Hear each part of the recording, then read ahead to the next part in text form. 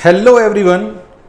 जैसा कि आप लोग जानते हैं 4 जून को अपना जेई एडवांस 2023 का पेपर फाइनल हो चुका है। जो बच्चे पेपर दे चुके हैं उन्हें उनके आने वाले रिज़ल्ट के लिए बहुत बहुत बधाई। अब जो पेपर आया है बेटा, कल अपना मंडे को ऑफिशियली पेपर दोपहर में अपना आउट हो गया था। उस पेपर को देखने के बाद आज मैं आपके सामने इस वीडियो में पेपर का जो एनालिसिस है, स्पेशली मैथ्स का, कि भाई मैथ्स में पेपर हमारे पास किस तरीके का रहा, उस पेपर के आधार पे कट ऑफ के बारे में क्या अंदाज़ा लगाया जा सकता है, कितने परसेंट पे हम कितने रैंक की उम्मीद कर सकते हैं, इन सब बातों को डिस्कस करने के लिए इस वीडियो में आए हैं, है ना। तो आज का ये जो वीडियो है सिर्फ और सिर्फ अपने मैथमेटिक्स पेपर एनालिसिस के बारे में है कि मैथ्स का पेपर अपना किस तरीके का आया है। इन जनरल पिछले सालों में जो ट्रेंड देखा गया है वो ये देखा गया है कि यार मैथ्स का पेपर अपना रिलेटिवली टफर साइड पे आता है। उसमें 5-6 प्रॉब्लम कुछ ऐसी होती हैं जो कुछ नया सिखाने वाली होती हैं, जो कुछ क्रिटिकल थिंकिंग वाली होती हैं, या जिसमें अपार लंबी चौड़ी कैलकुलेशन होती है। इस बार का जो पेपर है पिछले सालों के कंपैरिजन में, अगर मैं पिछले ही साल से कंपेयर करूं तो इस बार का पेपर जो है अपना रिलेटिवली ईजियर साइड पे था comparative to last year. Easier का मतलब ये नहीं कि बहुत लड्डू पेपर था, लेकिन पिछले सालों की तुलना में कंपेयर किया जाए तो काफ़ी आसान था। पेपर 1 पेपर 2 जैसे 2 पेपर होते हैं वैसे ही इस बार के हमारे पेपर थे। पेपर 1 और पेपर 2 दोनों में जो खास बात मुझे लगी कि भाई जो पेपर में अलग बात हुई है, पहली बात, पेपर में मल्टीपल चॉइस क्वेश्चन, मतलब मोर देन 1 करेक्ट वाले जो क्वेश्चंस होते हैं जिसमें +4 -2 मार्किंग स्कीम रहती है, उनकी जो काउंटिंग है वो दोनों ही पेपर में कम रही। पहले पेपर में भी मात्र 3 क्वेश्चन आए थे और दूसरे पेपर में भी मात्र 3 क्वेश्चन आए थे। तो मल्टीपल चॉइस क्वेश्चन का जो एक फोबिया स्टूडेंट्स के दिमाग में होता है, तो वो अगर नंबर ऑफ क्वेश्चंस कम है तो बच्चों के पास बाकी सेक्शंस में स्कोरिंग अपॉर्चुनिटी ज़्यादा थी। तो एक सबसे बड़ी बात मुझे ये लगी कि भाई पिछले सालों की तुलना में multiple choice, more than 1 choice वाले जो क्वेश्चन हैं वो इस बार जेई ने कम पूछे हैं। दूसरा जो मुझे लगा, इस बार जो नंबर ऑफ क्वेश्चंस हैं, भाई हर साल पहले 18 या 19 क्वेश्चंस जेई पूछता आ रहा था। इस बार जो क्वेश्चंस पूछे हैं वो 17 पूछे गए हैं। पेपर 1 में भी 17 क्वेश्चन थे, पेपर 2 में भी 17 क्वेश्चन थे।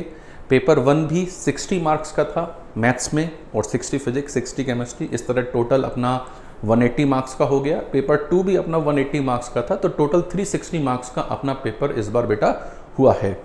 अब पेपर 1 और पेपर 2 में 17 क्वेश्चंस आए हैं, तो मुझे लगता है कहीं ना कहीं स्टूडेंट्स के पास समय बचा है। भाई अगर हम 18 या 18 और 19 क्वेश्चंस आए होते तो हमें रिलेटिवली भाई टोटल पूरे पेपर में 1 क्वेश्चन या 2 क्वेश्चन फिजिक्स में, 1 या 2 क्वेश्चन केमिस्ट्री में, 1 या 2 क्वेश्चन मैथ्स में एक्स्ट्रा करना पड़ता। तो जो कि हमारे पास कम क्वेश्चन आने की वजह से हम कह सकते हैं कि हमारे पास हर एक क्वेश्चन के लिए पर्याप्त समय था जिसे हम वहाँ पे पेपर में बैठ के इम्प्लीमेंट कर सकते थे। तो अब मैं आपको और बातें बताता हूँ। जैसे मैथ्स में अगर मैं बात करूँ तो मैथ्स में पेपर 1 पेपर 2 की तुलना में थोड़ा सा टफर साइड पे था। पेपर 2 ईजियर साइड पे मैं बोल सकता हूँ कि भाई पेपर 2 अपना ईजियर साइड पे रहा है। आजकल थोड़ा ये भी देखा गया है कि भाई जेई मेंस में जिस तरह के मैथ्स के पेपर आ रहे हैं, तो पेपर 2 अगर हम जेई एडवांस का कंपेयर करें जेई मेंस के पेपर से, तो मुझे कहीं ना कहीं ऐसा लगा कि भाई पेपर 2 जेई एडवांस का जेई मेंस से थोड़ा हल्का था, थोड़ा आसान था। उसमें ऐसे क्वेश्चंस थे जो जनरली क्लासेस में कराए जाते हैं, जिनमें ज़्यादा कुछ थॉट प्रोसेस अपना नहीं लगाना था और कैलकुलेशन भी बहुत ज़्यादा एक्सट्रीम लेंदी या एक्सट्रीम गंदी हमारे पास नहीं थी। तो ये पेपर 1 और पेपर 2।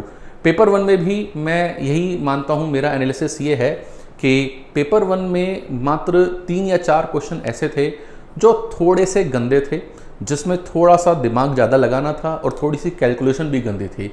अगर उन क्वेश्चंस को पेपर में हटा दें, मान लो 17 में से 3 to 4 क्वेश्चंस में हटा दूं, तो बाकी जो 13 क्वेश्चंस हैं वो 13 क्वेश्चन थ्रू आउट करने वाले थे और बच्चों से होने वाले थे, बच्चे उसमें आराम से स्कोर कर सकते थे।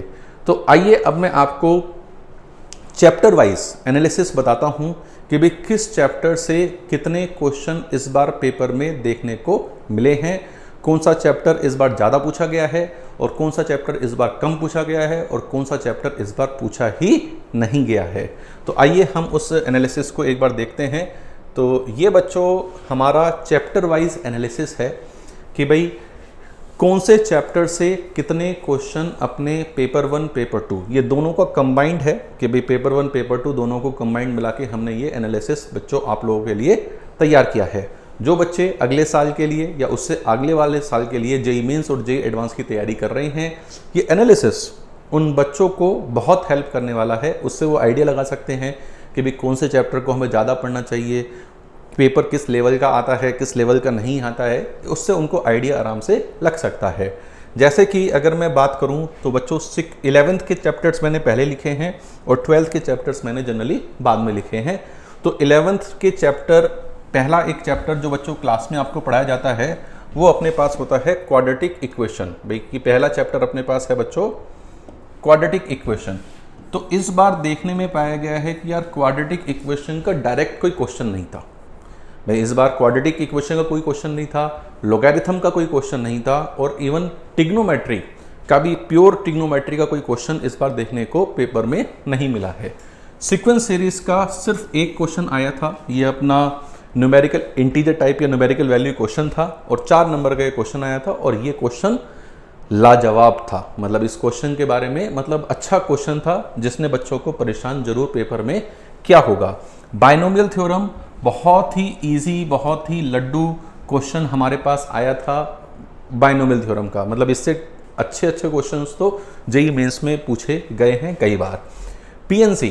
पीएनसी से भी, प्योर पीएनसी से ऐसा कोई क्वेश्चन नहीं था। जो ये क्वेश्चन मैंने लिख रखा है वो क्वेश्चन भी मैट्रिसेस को थोड़ा मिक्स करके, भाई ऑल्दो मैट्रिसेस का ज़्यादा रोल नहीं था, रोल ज़्यादा परम्यूटेशन एंड कॉम्बिनेशन का ही था, इसलिए मैंने इसे परम्यूटेशन एंड कॉम्बिनेशन की कैटेगरी में डाला है। तो एक क्वेश्चन अपना पीएनसी से पूछा गया है।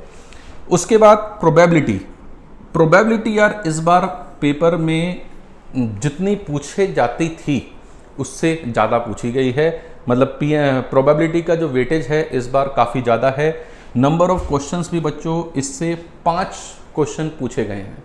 एक कॉम्प्रिहेंशन भी पूछा गया है इस प्रोबेबिलिटी से, और मतलब प्रोबेबिलिटी से एक कॉम्प्रिहेंशन पूछा गया है, एक सिंगल चॉइस क्वेश्चन था वो पूछा गया है और एक इंटीजर टाइप क्वेश्चन भी था वो भी पूछा गया है। तो 13.3 वेटेज बच्चों इस बार अपना प्रोबेबिलिटी का रहा है, जो कि नॉर्मल ईयर से ज़्यादा है। ठीक है। उसके बाद अगर हम एक चैप्टर है straight line, directly straight line से कोई क्वेश्चन नहीं आया है अपना। सर्कल से एक क्वेश्चन आया है, सर्कल से एक ही क्वेश्चन आया है।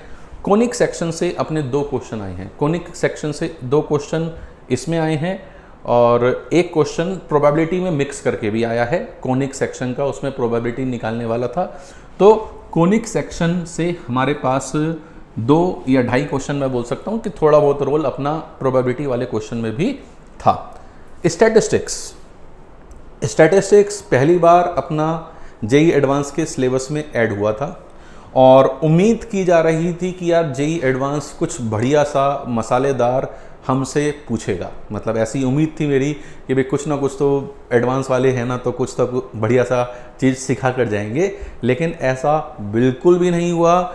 जो अपना स्टैटिस्टिक्स का क्वेश्चन था बहुत ही लड्डू क्वेश्चन था, मतलब वेरी इजी प्रॉब्लम मैं इसे बोल सकता हूँ। It was a very easy problem और इस प्रॉब्लम को हर बच्चे ने, भाई प्रॉब्लम में था क्या, simple mean, median, mean deviation, 3 चीज़ें निकालनी थी, वो भी मैच द कॉलम में थे। किसी बच्चे को 2 निकालने के बाद आंसर ओवरटेक कर सकता था। तो स्टैटिस्टिक्स के बाद कॉम्प्लेक्स नंबर से बच्चों इस बार 3 क्वेश्चन पूछे गए हैं, लेकिन कॉम्प्लेक्स नंबर के क्वेश्चन इतने कॉम्प्लेक्स नहीं थे। प्रॉब्लम आसान थी, प्रॉब्लम बहुत ज़्यादा मुश्किल नहीं थी। 3 क्वेश्चन, अच्छा खासा वेटेज है बेटा कॉम्प्लेक्स नंबर के हिसाब से। 9.2% इसका वेटेज है, मार्क्स के हिसाब से अगर हम देखें तो 9.2% हमारा इसका वेटेज होगा। उसके बाद SOT, solution of triangle, SOT, ये थोड़ा सा जेईई एडवांस वालों से उम्मीद के बाहर मेरे हिसाब से चीज़ें हुई है। जेईई एडवांस ने जब अपना सिलेबस दिया था तो SOT को हटाया गया था कि सॉल्यूशन ऑफ ट्राइंगल अब सिलेबस का पार्ट नहीं है। सॉल्यूशन ऑफ ट्रायंगल सिलेबस का पार्ट नहीं है, जब उसे हटा दिया गया है तो इस बात की उम्मीदें कम थी कि एसओटी से क्वेश्चन आएगा, प्योर एसओटी से क्वेश्चन आएगा, इस बात की उम्मीद बहुत कम थी। एसओटी का यूज करते हुए क्वेश्चन आ सकता है ज्योमेट्री वगैरह में, वो तो हो सकता था, लेकिन प्योर एसओटी का क्वेश्चन आएगा इस बात के चांसेस, इस बात की उम्मीद हमें तो कम थी। लेकिन थोड़ा सा इस बार ये धोखा टाइप का बोल सकता हूँ कि जेईई एडवांस वालों ने किया है और एसओटी के ऊपर एक कॉम्प्रिहेंशन पूछा है जिसमें 2 क्वेश्चन थे, तो 6 नंबर का हमारे पास ये क्वेश्चन यहाँ पर पूछा गया है। एसओटी के बाद इनवर्स ट्रिग्नोमेट्रिक फंक्शन आईटीएफ, भाई फंक्शन से ज़्यादा क्वेश्चन नहीं थे, फंक्शन से क्वेश्चन ही नहीं था, लेकिन आईटीएफ से अपना क्वेश्चन थे और 2 क्वेश्चन हमारे पास आईटीएफ में आए थे। 2 क्वेश्चन आईटीएफ के हिसाब से मैं ज़्यादा मानता हूँ कि भाई इतना जनरली नहीं पूछते, एक ही क्वेश्चन जनरली आईटीएफ से हमारा आता है। Limit continuity differentiability 3 question 3 problems इससे आई हैं हमारे पास। एप्लीकेशन ऑफ डेरिवेटिव, भाई थोड़ा सा इंपॉर्टेंट चैप्टर माना जाता है क्योंकि इसमें monotonicity, tangent normal, maximum minima, काफ़ी सारी चीज़ें होती हैं, तो उस हिसाब से देखा जाए तो थोड़ा सा कम एओडी से अपने पास क्वेश्चन देखने को मिले हैं। डेफिनेट इंटीग्रेशन से भी एक ही क्वेश्चन आया है। भाई डेफिनेट इंटीग्रेशन भी बहुत ही इंपॉर्टेंट चैप्टर है जेईई एडवांस के पॉइंट ऑफ व्यू से, लेकिन इस बार उसको थोड़ा सा जेईई ने कम पूछा है। इसके बाद अगर हम डिफरेंशियल इक्वेशन की बात करें, 2 क्वेश्चन 2 प्रॉब्लम्स इस डिफरेंशियल इक्वेशन से पूछी गई हैं और डिफरेंशियल इक्वेशन से जो क्वेश्चन पूछे गए हैं वो आसान थे बच्चों, वो बहुत आसान क्वेश्चन थे, उनमें ऐसा कोई भी बात नहीं थी जो हम नहीं कर सकते।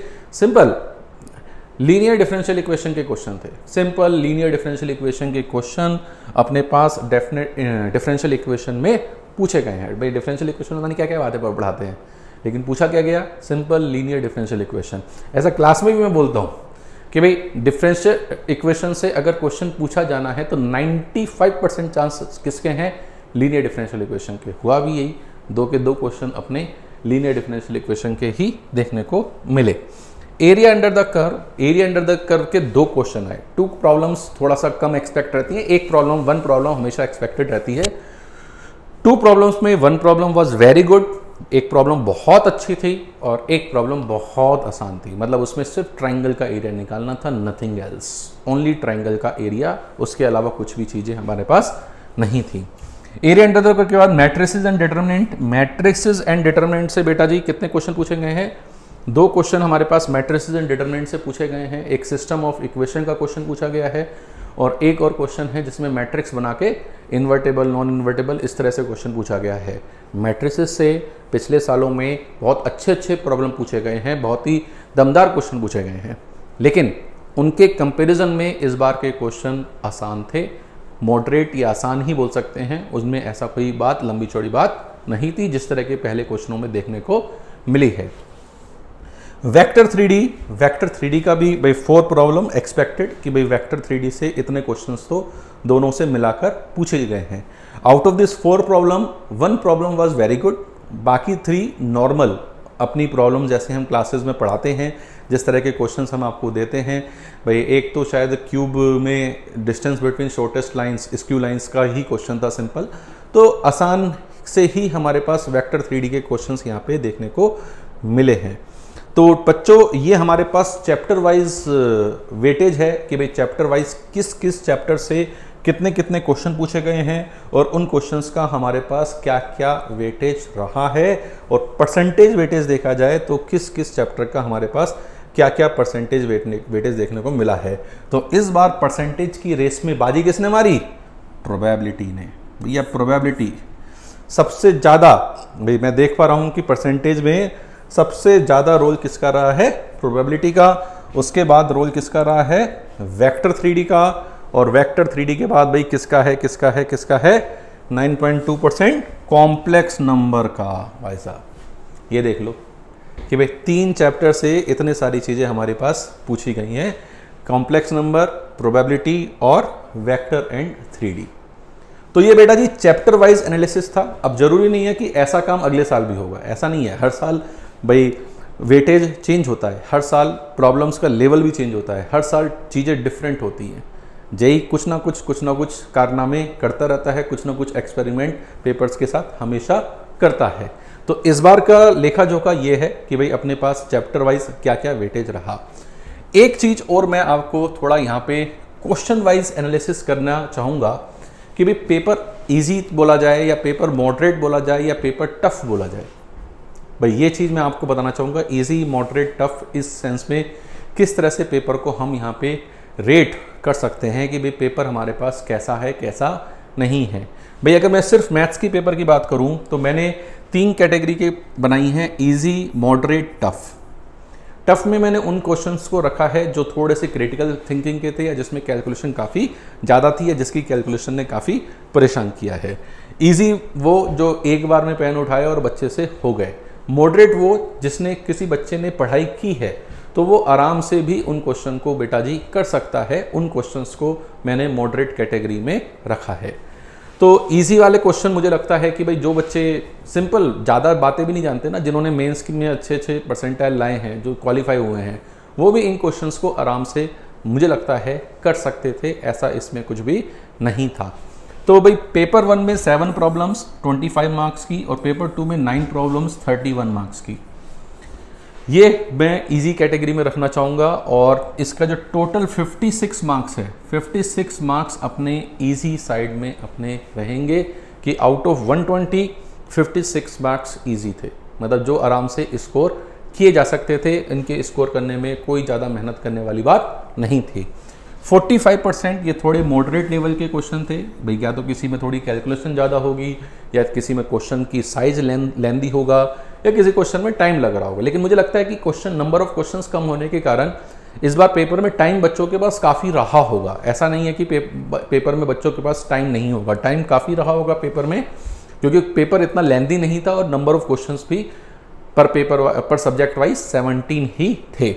अगर देखो टफनेस की बात करूं तो पेपर 1 में 4 प्रॉब्लम्स थी जो टफ साइड थी और पेपर 1 में सिर्फ 1 प्रॉब्लम मुझे ऐसे लगी जो टफर साइड थी। बाकी पूरा पेपर आसान ही मैं मानूंगा कि भाई ये दोनों ये 4 और ये +1 5 प्रॉब्लम्स ऐसी थी जिसमें थोड़ा सा अलग लीक से हटके हो सकता है सोचना पड़े या थोड़ी सी कैलकुलेशन हमें ज़्यादा करनी पड़े या कैलकुलेशन में हम परेशान हों।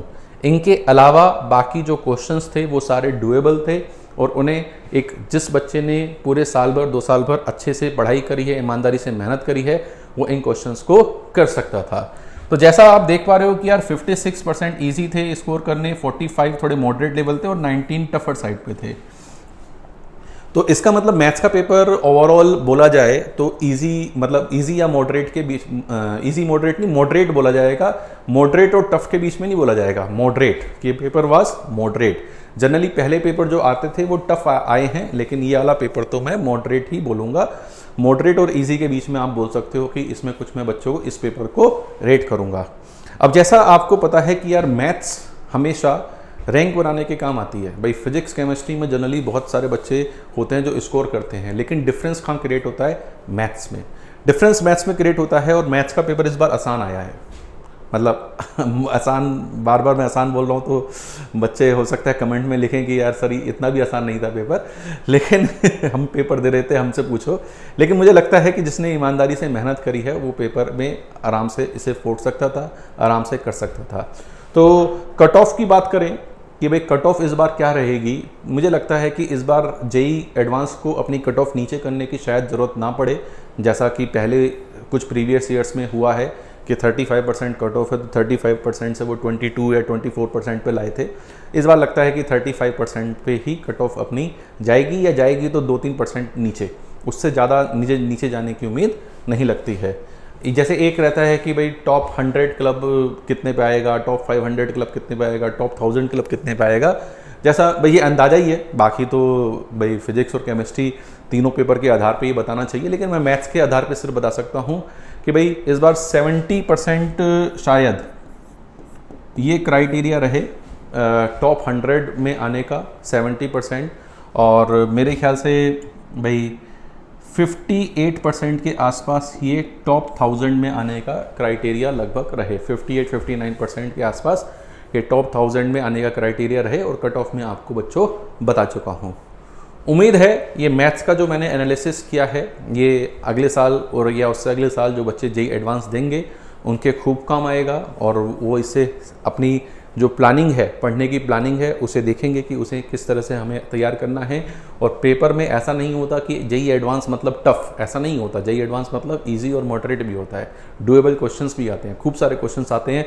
अगर इन क्वेश्चंस को हटा दें और इनको कर लें तब भी बहुत अच्छी रैंक हम यहाँ पे अचीव कर सकते थे। तो I hope you like this video, you like this analysis of paper. तो प्लीज़ कमेंट में ज़रूर बताइए। Thank you very much. Tata, bye bye.